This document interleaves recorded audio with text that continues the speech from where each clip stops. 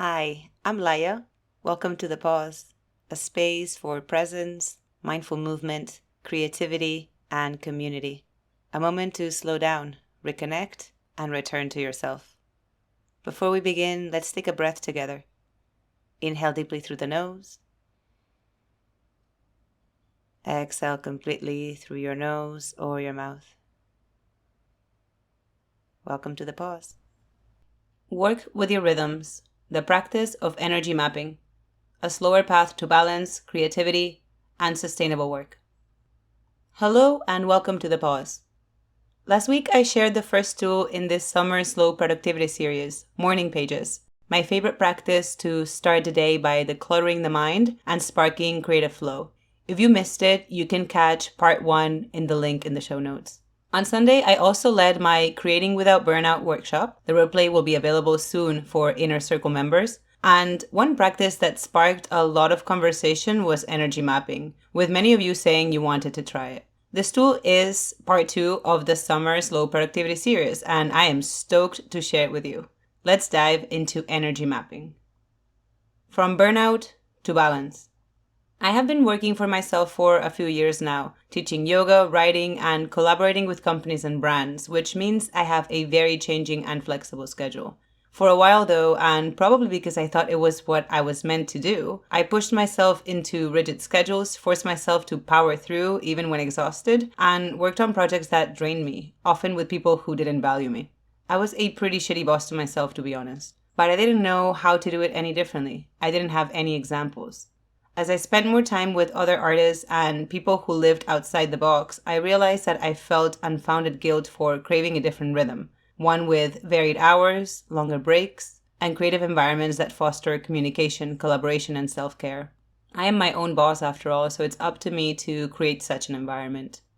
Perhaps because of chronic illness, perhaps just as a realization after years of burning myself out, but I stopped fighting the truth. My energy isn't linear, and neither is my creativity. I wanted a slower pace. Now, instead of bending myself into the 9 to 5 mold, I design my days around my energy. So what is energy mapping? Energy mapping is the practice of noticing the natural rhythms of your body and mind, when you feel most alert, when you start to fade, and when you need food, movement, or rest, and shaping your projects and tasks around those rhythms.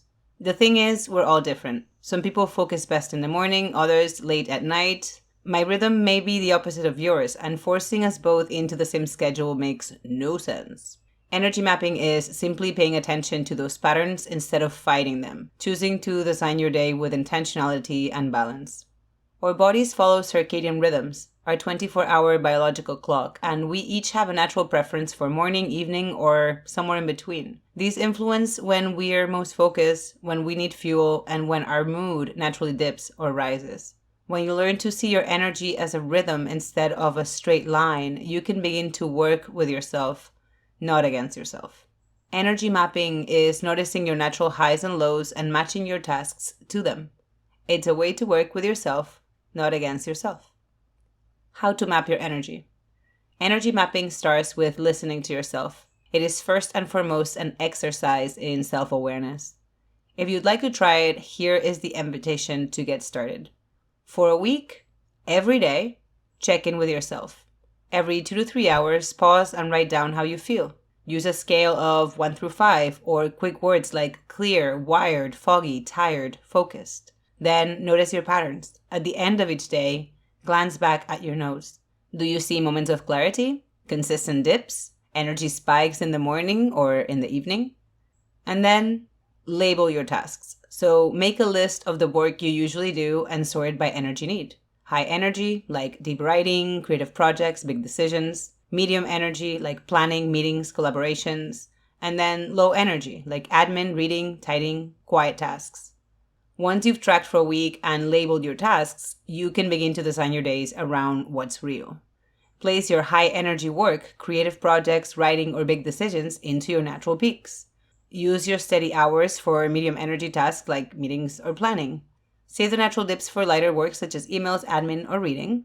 And then make sure that you schedule your meals, your movement, and play as anchors to keep your energy steady. You should treat them as essential parts of your rhythm, not as optional breaks. It's important to learn to release the guilt. Your energy will ebb and flow, it always does, so the goal isn't to work at 100% or squeeze productivity out of every hour. The goal is alignment, listening to your body, honoring your cycles, and letting your work and life support each other. The rhythm of your days. Energy mapping has been one of the most transformative practices in my slow productivity journey, and I return to it often as my needs and my projects shift. This technique has helped me find a way to work more harmoniously. Now, instead of pushing through dips or feeling guilty for needing breaks, I've learned to trust my rhythms, and that trust has created more balance, creativity, and ease in my work and my life. So, what do you think of energy mapping? I'd love for you to try this exercise and notice what patterns emerge. Where are your peaks, and what happens when you honor your natural flow instead of forcing productivity?